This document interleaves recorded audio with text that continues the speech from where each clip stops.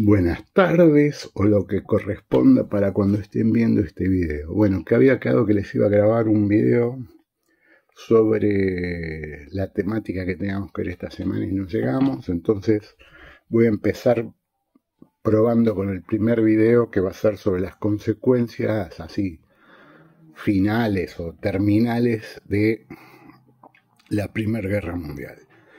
La Primera Guerra Mundial, ya lo dijimos la vez pasada, termina a fines del año 18. Yo expliqué algunas cuestiones, explicando que el Frente Oriental termina básicamente, o se suspende básicamente, en 1917, sobre todo a partir de la Revolución de Octubre, donde los soviéticos, ya soviéticos después de la toma del poder, van a declarar el retiro incondicional.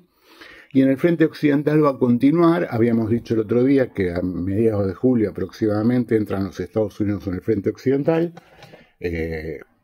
La guerra se prolonga hasta octubre, noviembre del 18, y en octubre, noviembre del 18, cuando varios generales alemanes pretenden firmar un armisticio, lo que le exigen la Entente, o Estados Unidos y la Entente, es que tiene que acabar el régimen imperial, que tiene que terminar el Segundo Reich. Entonces se produce una revolución política en el seno de Alemania, acaban con el reinado o el Reich de Guillermo II y se inician negociaciones para firmar la paz.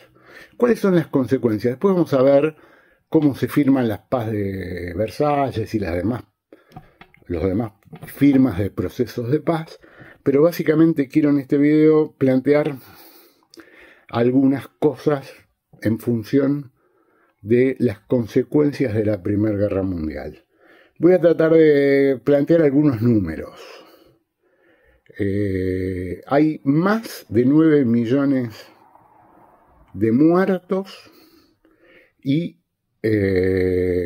militares, y 7 millones de muertos civiles. ¿Se acuerdan que ya habíamos hablado en algunas clases anteriores que la Primera Guerra Mundial va a ser una guerra con una fuerte incidencia en la población civil? Hay más de 7 millones de muertos civiles. Hay 20 millones de inválidos, mutilados, o el nombre que ustedes quieran definir para estas víctimas de guerra, de las cuales hablamos ya la semana pasada, pero que básicamente son 20 millones de personas que terminan con un brazo menos, un ojo menos, una parte de la cara, la mandíbula, una pierna, una parte de la pierna, dedos y cosas por el estilo menos, lo que eso genera de imposibilidades después laborales y situaciones obviamente total y absolutamente desagradables.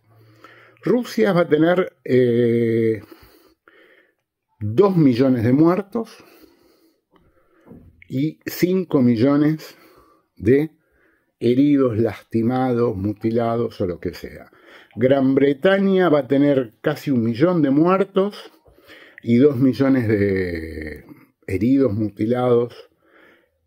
Alemania va a tener 1.700.000 y 4 millones de heridos, mutilados y esas cosas. El Imperio Otomano va a tener 800.000 muertos. Austria va a tener 3.600.000 personas heridas y víctimas de mutilados, y más de 1 millón de muertos. Entonces, planteo esto para que se vean las magnitudes de lo que fue la Primera Guerra Mundial, una guerra mundial que contamos sus víctimas en millones, aproximadamente 30 millones entre muertos y mutilados. ¿Cuál es la otra consecuencia terrible de la guerra? Francia, me olvidé decir, tiene 1.400.000 muertos aproximadamente y 4.200.000 mutilados. O sea, estamos hablando de cifras brutales. Si ustedes lo tratan de entender, aproximadamente 30 millones de personas murieron o fueron mutiladas. Las cifras de huérfanos son terribles, las cifras de viudas son terribles, o sea que las consecuencias en vidas de la Primera Guerra Mundial fueron una catástrofe nunca vista antes, o sea, porque las guerras no se contaban en estas magnitudes. Segunda cuestión importantísima, sobre todo en los países donde más se peleó, la guerra tuvo consecuencias terribles en la destrucción de ciudades y de infraestructura. Cuando digo infraestructura me refiero a infraestructura de caminos, de ferrocarriles, de puertos, de ciudades, terribles consecuencias en lo que sería edilicio, infraestructura, construcción y ese tipo de cosas. Tercera consecuencia de la guerra importante desde mi punto de vista, consecuencias económicas. Acá tengo que hacer un paréntesis para explicar. Saben todos lo que es el patrón oro. El patrón oro es una condición por la cual, básicamente en Inglaterra, en Londres, pero para el sistema económico mundial, las monedas tenían un respaldo en oro. Entonces, cada moneda tenía que tener la misma cantidad, no la misma, una cantidad equivalente, definida por la Bolsa de Londres, de respaldo en oro. ¿Cuál es el tema? El tema es que durante la Primera Guerra Mundial los gastos militares exigían aumentos brutales de los presupuestos nacionales. ¿Cómo se podían cubrir esos aumentos? Si se hubiese sostenido la política económica clásica, esos aumentos deberían haber sido sostenidos con igual cantidad de oro agregada a las reservas que cada país tenía. Muchos de los países no las tenían en sus propios tesoros, sino que estaban depositados en general en el Banco de Londres o en alguna institución británica. Obviamente esto era imposible de respetar porque no se hubiese podido producir armamentos, municiones, uniformes, mandado alimentos y cosas por el estilo, con lo cual los estados, sobre todo los estados participantes primordialmente de la guerra, tuvieron que emitir sin respaldo correspondiente. ¿Cuál es la consecuencia de la emisión sin respaldo correspondiente? La inflación. Esto lo que explica, si ustedes mantienen este nivel de explicación, sería como la justificación mileísta de que la inflación tiene como única causa la causa monetaria. Yo no pienso eso desde ningún punto de vista, pero digo, en este caso concreto, la emisión fue inflacionaria. ¿Fue inflacionaria en todos los lados igual? No. Las consecuencias fueron inflacionarias en toda Europa y en Estados Unidos, pero básicamente en Europa. Estados Unidos entra muy tarde en la guerra y no necesita ese esfuerzo económico, pero fundamentalmente en Europa fue profundamente inflacionaria, sobre todo en Alemania, que venía con un proceso expansivo muy fuerte y que tuvo que soportar solo el peso de la guerra, básicamente para la Triple Alianza, que eran Alemania, el Imperio Austrohúngaro y el Imperio Otomano y cosas por el estilo. Entonces, fundamentalmente, la principal consecuencia económica de la guerra va a ser el abandono, o el comienzo del abandono, el patrón oro, después se intentó recuperar, y ese tipo de cosas, y una fuerte, muy fuerte, inflación en muchos países de Europa, básicamente en Alemania, que no pudo empezar a resolver los problemas porque a partir del 19, con el fin de la guerra, rápidamente tiene que empezar a pagar reparaciones de guerra, que fue algo que explicamos más o menos el otro día y que explicaremos con más detalle más adelante cuando hablemos de las consecuencias que provocó por lo pronto el Tratado de Versalles.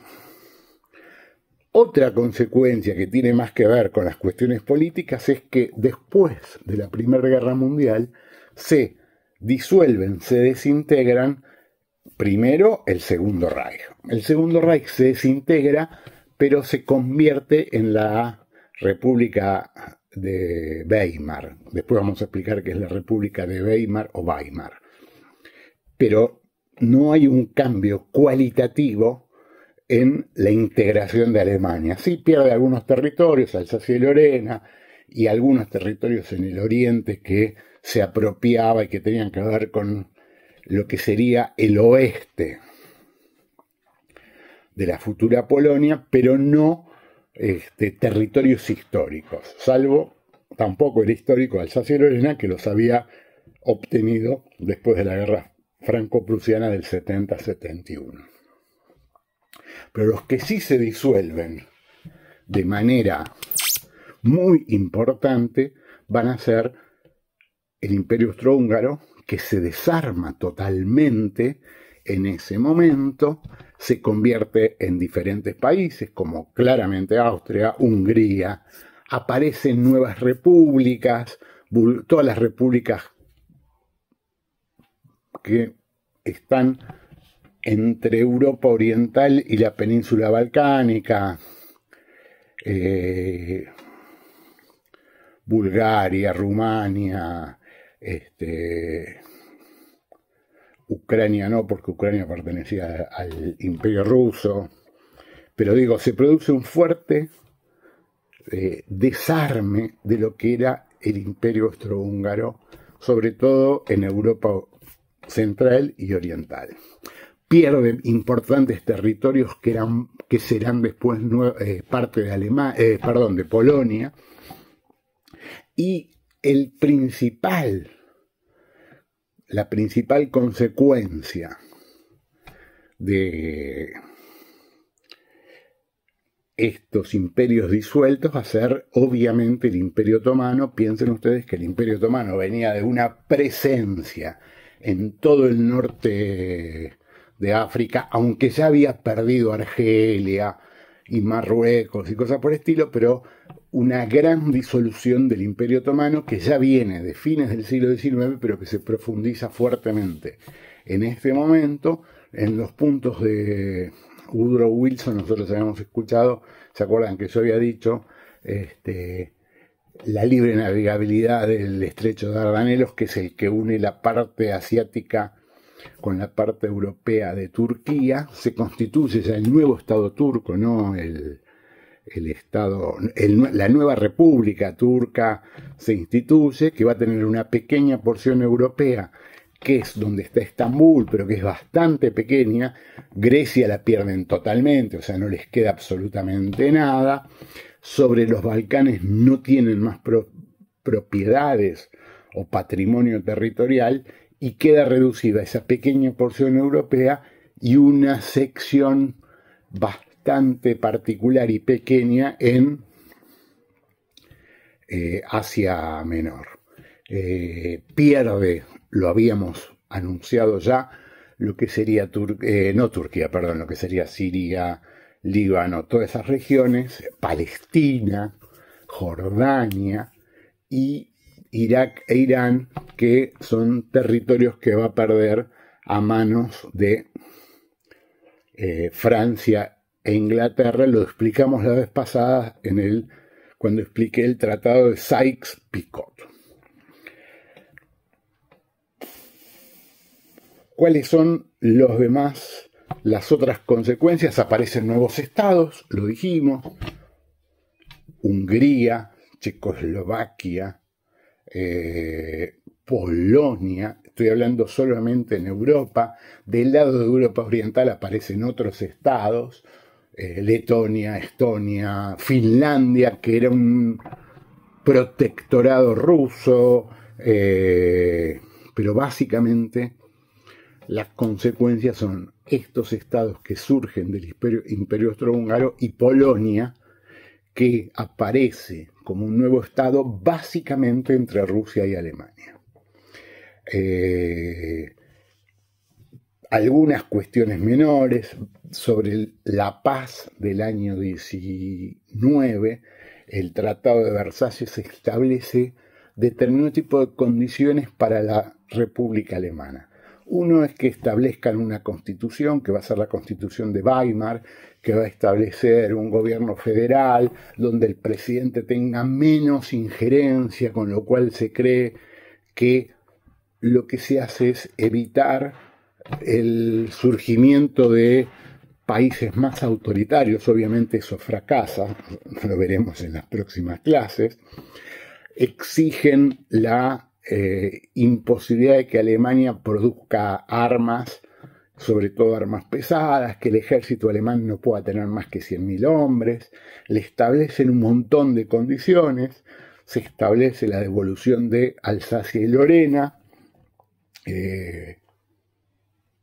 Y obviamente me parece que la condición que va a generar más rencores y más situaciones incómodas y de imposibilidad de resolución de los conflictos va a ser fundamentalmente el pago de reparaciones. El pago de reparaciones va a ser muy importante.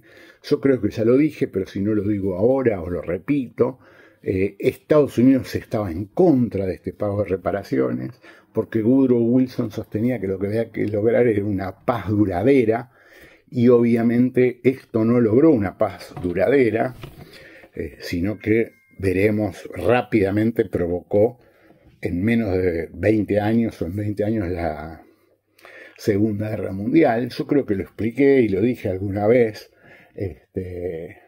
¿Cómo se llama este? Bueno, el historiador inglés, esperen que me olvidé, se me producen estas lagunas, aguanten un segundo. Hobsbawm, muy tarado lo mío. Hobsbawm sostiene que uno podría pensar la Segunda Guerra como la segunda parte de una guerra única que empezó en el 14 y terminó en el 45.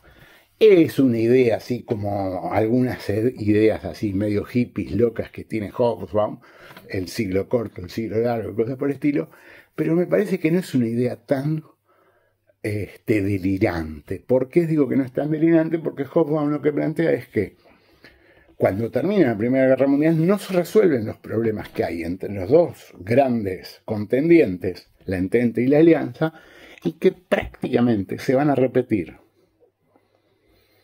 los contendientes en la próxima guerra, aunque tenga orígenes totalmente diferentes, que ya los vamos a ver más adelante, como ser el anticomunismo y cosas por el estilo.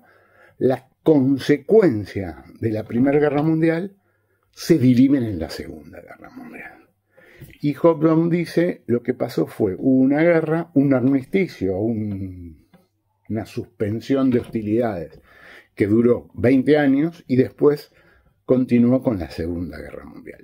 No me parece un pensamiento genial, pero me parece un pensamiento totalmente reflexionable, útil para explicar determinados tipos de cuestiones.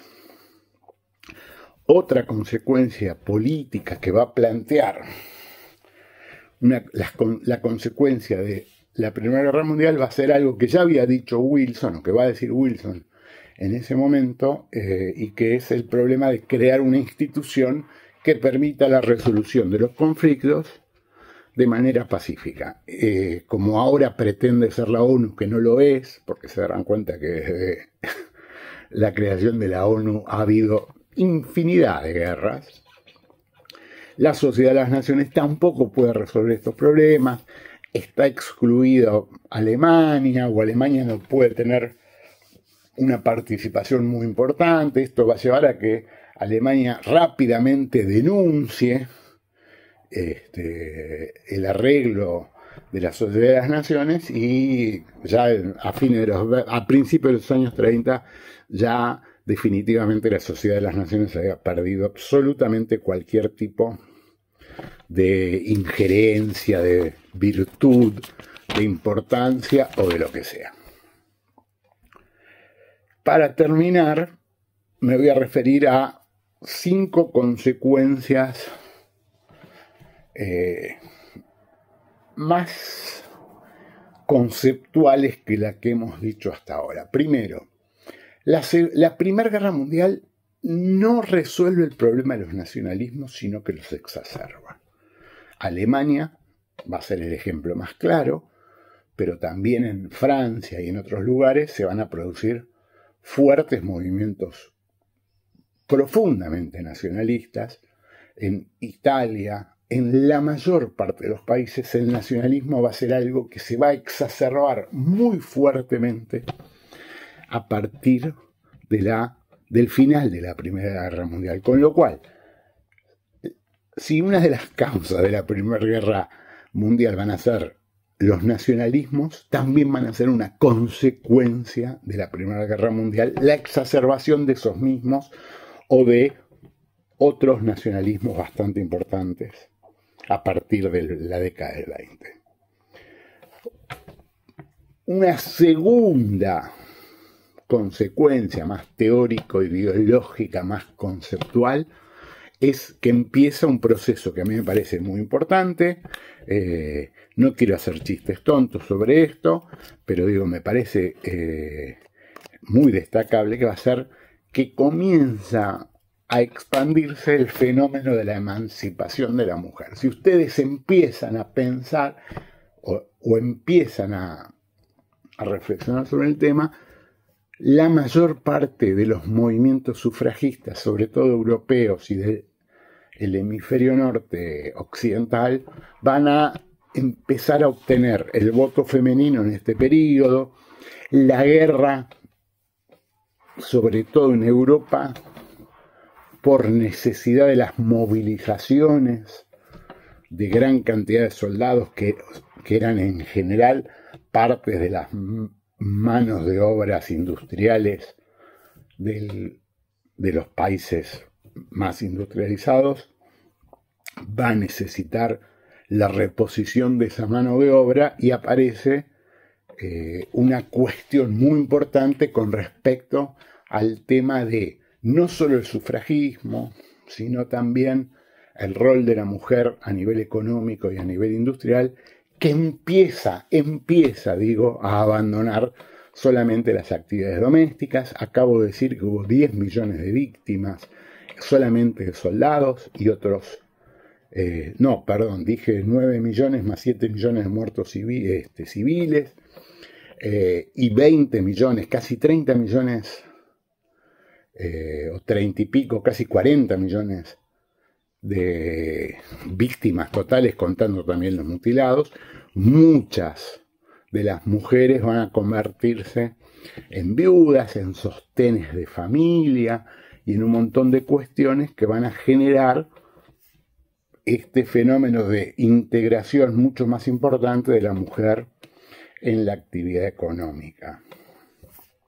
Y además, el rol de las mujeres como apoyo a los servicios de guerra, las enfermeras, las mujeres de apoyo en la logística y en un montón de actividades, van a dar paso a un fenómeno importante con respecto a este tipo de emancipación.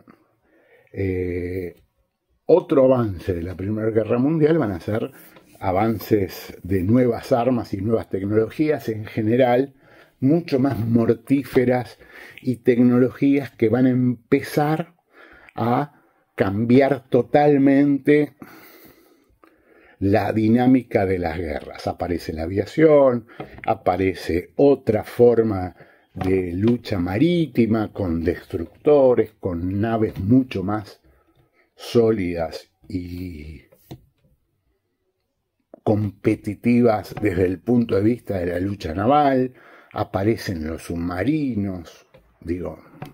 La guerra deja de ser solamente, aparecen los tanques, O sea, la guerra empieza a desarrollar nuevas tecnologías que no las podemos considerar progresos de la humanidad, pero son evidentemente progresos tecnológicos, la logística, la reposición de armamentos, la producción de municiones, va a generar un fuerte desarrollo técnico-industrial. Y por último, y para mí la más importante de todas estas consecuencias con las cuales vamos a terminar esta parte de la clase grabada, voy a grabar en un rato la siguiente parte, es el surgimiento de nuevas ideologías y de nuevos movimientos. A ver cómo explico esto. La Primera Guerra Mundial comienza, inaugura, da inicio al fin de la creencia de que las democracias liberales son la solución a los problemas de la humanidad. El siglo XIX, largo diría Hobsbawm, a partir de la Revolución norteamericana y la Revolución francesa, inauguran el periodo de las democracias liberales. ¿Qué quiere decir las democracias liberales? La integración de la ciudadanía a las decisiones a partir de gobiernos representativos. No estoy diciendo con esto que las democracias eran democracias absolutas, democracias totales, ni democracias plenas. Estoy diciendo que inaugura ideológica, política y filosóficamente la participación de los ciudadanos que dejaron de ser súbditos para ser protagonistas de los nuevos sistemas políticos. Esta creencia en la democracia liberal, que se explica fundamentalmente en la idea de que un hombre es un voto, y literalmente hablamos de que un hombre es un voto, no de una persona es un voto, porque durante casi 100 años solamente votan los hombres. Las mujeres empiezan a votar en algunos países en la segunda mitad del XIX, y básicamente a principios del siglo XX o después de la Primera Guerra se incorporan las mujeres a la vida política. Pero básicamente la consecuencia de la Primera Guerra Mundial va a ser esta idea del fin de la democracia liberal. La democracia no es la solución a todos los problemas. Esto tiene infinitas representaciones. Nosotros juzgamos como una representación importante el nazismo, el fascismo y ese tipo de cosas, que no creen en la democracia de un hombre, un voto, sino que creen que hay que volver a los gobiernos de los mejores, a votos calificados, a circunstancias de que gobiernen las corporaciones o ideas de ese tipo. Pero básicamente entra en crisis ese modelo o esa creencia de que la solución de la humanidad era la democracia liberal. O sea, como Fukuyama a fines de los 90 del siglo XX sostuvo que se había acabado la historia porque a partir de ese momento iba a llegar el momento de la democracia liberal, Sarasa,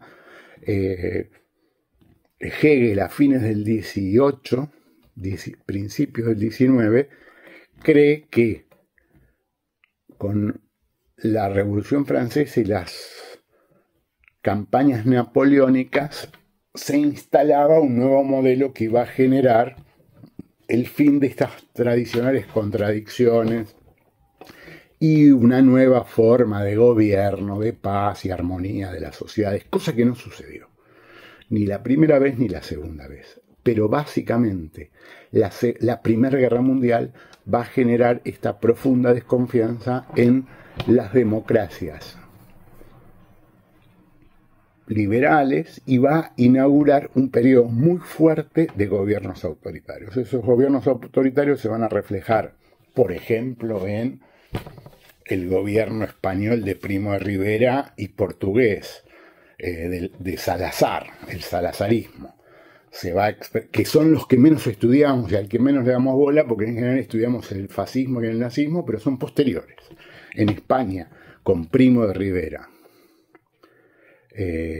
con el primer Primo de Rivera, porque después hay otro que es asesinado al principio de la guerra, que es su sobrino, y con Salazar en Portugal se inauguran estos regímenes corporativos, autoritarios y cosas por el estilo. Y después va a aparecer el fascismo hacia los 20, principios de los 20, y en la segunda mitad de los 20 y principios de los 30 se va a instalar el nazismo. Esto se va a expresar en todo el mundo. Nosotros nombramos estos regímenes, pero en todo el mundo va a haber expresiones de diverso tipo que planteen esta solución de ideas corporativas. ¿Qué quiere decir corporativas? ¿Qué gobiernan las corporaciones? ¿Qué corporaciones? La Iglesia, el ejército, las corporaciones empresarias, probablemente alguna corporación de trabajadores controlada, no una representación clasista de los trabajadores, sino representaciones más burocráticas de los trabajadores, los intelectuales,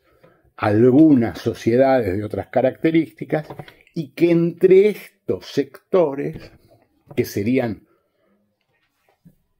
la gente de bien, funcione como un, no sé si decir parlamento, porque no es parlamento, pero como alguna forma de consejo corporativo que ayude a un poder ejecutivo muy fuerte y que actúe a la vez de parlamento o alguna forma de representación, ya no ciudadana, sino corporativa.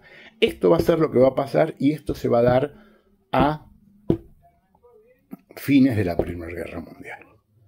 Bueno, quedaría un solo ítem que lo voy a mandar o en una tercera clase, o de la cual hablaremos mañana, que es la expresión o las consecuencias estéticas, que me parece que no son menos importantes, de la Primera Guerra Mundial.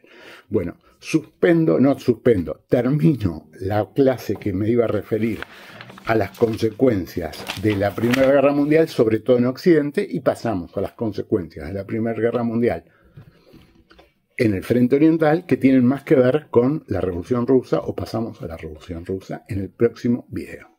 Chau, sigo un rato.